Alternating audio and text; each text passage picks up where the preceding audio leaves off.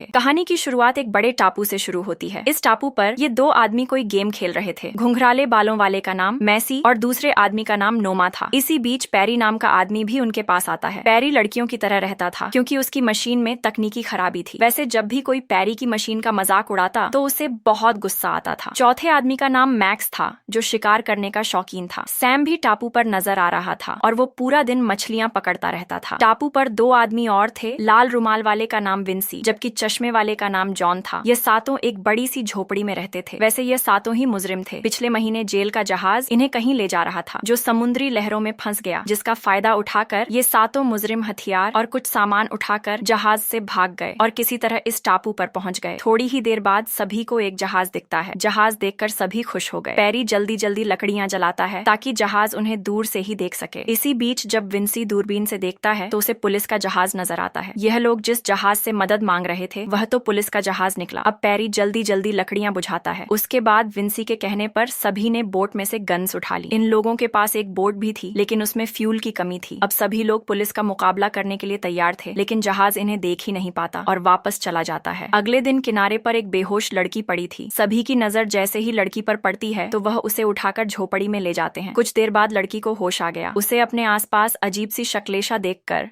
वो डर गई। उसे लगा कि उसकी गुफा खतरे में है लेकिन सभी उसे समझाते हैं कि तुम यहाँ पर सेफ हो। लड़की उनकी बात मानकर पहले पानी पीती है और फिर कुछ खाती है। लड़की उन्हें बताती है कि मेरा नाम माया है, हमारा जहाज डूब गया था और मैं किसी तरह इस टापू पर पहुंच गई। सभी बदमाशों ने कई दिनों बाद लड़की देखी थी जिस कारण सभी लोग माया को देखकर गर्म हो गए थे। रात को सभी बदमाश बाहर बैठे बातें कर रहे थे जबकि पैरी और माया बोट में बैठे थे। वो माया को सब बताता है कि हम लोग मुजरिम हैं और भागने के चक्कर में हम यहाँ तक पहुंच गए। सभी बदमाश बोट की तरफ देखे जा रहे थे। उनका दिल तो कर रहा था कि वह अब भी बोट में जाएं और माया को दबोच लें। जल्दी ही पैरी भी उनके पास आता है और सभी को सोने को कहता है। उसकी बात की तरफ कोई ध्यान नहीं देता। सभी को उम्मीद थी कि माया जल्दी ही किसी को अपने पास बुलाएगी और उसी के साथ सोएगी। बोट के अंदर माया को गन्स नजर आती है। उसका दिल कर रहा था कि वह अब भी सभी बदमाशों को मार दे और बोट लेकर वहाँ से भाग जाए। बस यही सोचकर उसने गन उठा ली। बदमाश अपनी ही बातों में लगे हुए थे। माया उन्हें मारना तो चाहती थी लेकिन किसी भी गन में गोलियां नहीं थी। अगले दिन सभी बदमाश माया से कहते हैं कि वह उससे शादी करना चाहते हैं। माया उन्हें समझाती है कि वह बारी बारी सभी से बात करेगी। उसे जो अच्छा लगेगा वो उसी से शादी करेगी। माया की बात सभी को ठीक लगी इसलिए सभी लोग उसकी बात मान जाते हैं। कुछ देर बाद माया मैक्स के साथ टहल रही थी। सबसे पहला मौका मैक्स को मिला था ताकि वह अपनी बातों से माया का दिल जीत सके। वैसे दोनों की उम्र में काफी फर्क था लेकिन फिर भी माया को उसकी बातें अच्छी लगती हैं और वो उससे सोचने का समय मांगती है। वैसे बाकी बदमाश उन पर नजर रख रहे थे और सभी को उम्मीद थी कि माया मैक्स से शादी नहीं करेगी। रात को मैक्स का दिल कर रहा था कि वह सभी को मारकर माया से अब भी शादी कर ले। उसे माया से प्यार हो गया था। वो उसे किसी और के साथ नहीं देख सकता था। काफी कोशिशों के बाद भी वह गोली नहीं चला पाता क्योंकि वह अंदर ही अंदर डर गया था। अगले दिन माया और नोमा बातें कर रहे थे। माया का दिल जीतने के लिए नोमा उससे बड़े बड़े वादे करता है। माया भी समझ गई थी कि नोमा झूठा आदमी है लेकिन फिर भी वह उससे समय मांगती है। नोमा के बाद सभी बदमाश बारी बारी माया से बात करते हैं। सभी लोग माया को पाने के लिए बड़े बड़े वादे करते हैं। माया जानती थी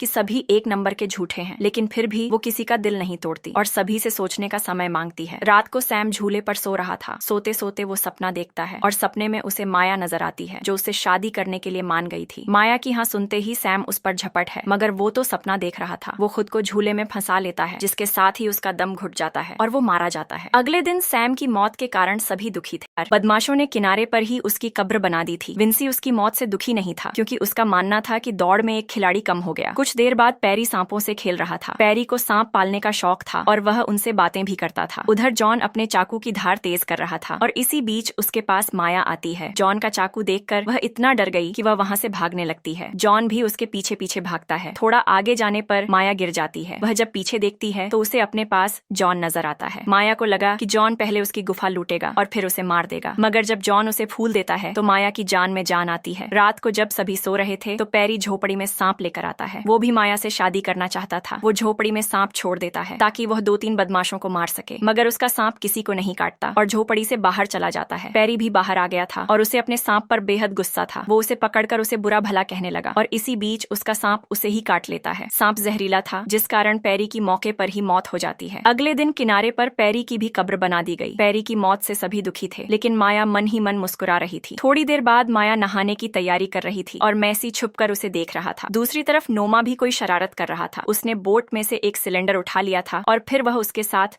कुछ करने लग जाता है। उधर जॉन भी सभी को मारना चाहता था और इस काम के लिए उसने जहर तैयार कर लिया था। इसी बीच उसके पास मैसी आता है। जॉन उसे पीने के लिए चाय देता है और खुद भी एक कप उठा लेता है। जॉन ने मैसी की चाय में जहर मिला रखा था। मैसी को उस पर यकीन नहीं था और वह बहाना बनाकर अपनी चाय बदल देता है। देखते ही देखते दोनों चाय पीने लगे। जॉन जल्दी ही चाय पी लेता है, जिसके साथ ही वो भी मर जाता है। कुछ देर बाद जॉन की कब्र भी किनारे पर बन गई। अब सिर्फ 4 ही बदमाश बचे थे। अब देखना यह था कि माया किसके हाथ लगती है। जल्दी ही नोमा ने झोपड़ी में सिलेंडर छुपा दिया। यह वही सिलेंडर था जिसके साथ उसने गड़बड़ की थी। कुछ ही देर बाद नोमा को छोड़कर सभी लोग खाना खाने लगे। ये लोग उसी टेबल के ऊपर खाना खा रहे थे जिसके नीचे सिलेंडर था। जल्दी ही नोमा ने एक धागे को आग लगा दी जिसका दूसरा हिस्सा सिलेंडर से जुड़ा हुआ था। इसके बाद वो जल्दी जल्दी झोपड़ी में आकर माया को लेकर भागने लगता है। इसी बीच आसमान में पुलिस का हेलीकॉप्टर भी नजर आता है। हेलीकॉप्टर की आवाज सुनकर सभी बदमाश डर गए थे और वो जल्दी जल्दी झोपड़ी से भागते हैं। तीनों को बाहर देखकर नोमा समझ गया था कि उसकी योजना फेल हो चुकी है। वो अब सिलेंडर बचाने के लिए भागता है, मगर वो जैसे ही झोपड़ी में आया तो धमाके में मारा गया। बेवकूफ नोमा की कब्र भी किनारे पर बन गई थी। अब सिर्फ 3 बदमाश ही जिंदा बचे थे। विंसी को पूरी उम्मीद थी कि वह सबसे ज्यादा ताकतवर है और माया उसी से शादी करेगी। मैसी भी हर हाल में माया से शादी करना चाहता था। वो चाकू निकालकर विंसी को मारने की कोशिश करता है, मगर विंसी उसे पीट पीट कर उसका जुलूस निकाल देता है। इसके बाद वो माया को लेकर आगे बढ़ने लगा। उनके जाते ही मैसी उठ जाता है और वो भी उनके पीछे पीछे जाता है। उधर विंसी लगातार आगे बढ़ रहा था। इसी बीच उसका पैर एक में फंस जाता है और वह दूर गिरकर मर जाता है। टापू पर अब सिर्फ 2 ही बदमाश बचे थे। विंसी की जान लेने वाला जाल शिकारी मैक्स ने बनाया था। मैसी उसे समझाता है कि तुमने विंसी को मारकर अच्छा किया, लेकिन अब तुम्हें माया को भी भूल जाना चाहिए। मैक्स उसकी बात नहीं मानता, जिसके बाद मैसी उसे समझाता है कि माया को जवान बंदे की जरूरत है और इस टापू पर सिर्फ वही जवान आदमी है। मैक्स खुद को जवान समझ रहा था और वह हर हाल में माया से शादी करना चाहता था। मैसी के बार बार समझाने पर भी जब वो नहीं मानता तो मैसी उस पर चाकू मारता है। मैसी का हमला जोरदार था। मरता मरता मैक्स भी मैसी का डंडा काट देता है, जिसके बाद उसकी भी तड़प तड़प कर मौत हो गई। अब इस पूरे टापू पर सिर्फ माया ही जिंदा बची थी, जबकि सभी बदमाश मर गए थे। असल में माया खुफिया विभाग में काम करती थी। वह टापू पर जानबूझकर आई थी ताकि बदमाशों को मार सके। वैसे बदमाशों को मारने के लिए माया को ज्यादा मेहनत नहीं करनी पड़ी, क्योंकि सभी बदमाश अपनी ही गलतियों के कारण मर गए थे। इसी के साथ इस कहानी का यही अंत हो जाता है। हमारी वीडियो देखने के लिए बहुत बहुत धन्यवाद। अगर आप ऐसी ही वीडियो के दीवाने हैं तो प्लीज मेरे चैनल को जरूर सब्सक्राइब करें। मिलते हैं अगली वीडियो में, तब तक के लिए नमस्कार।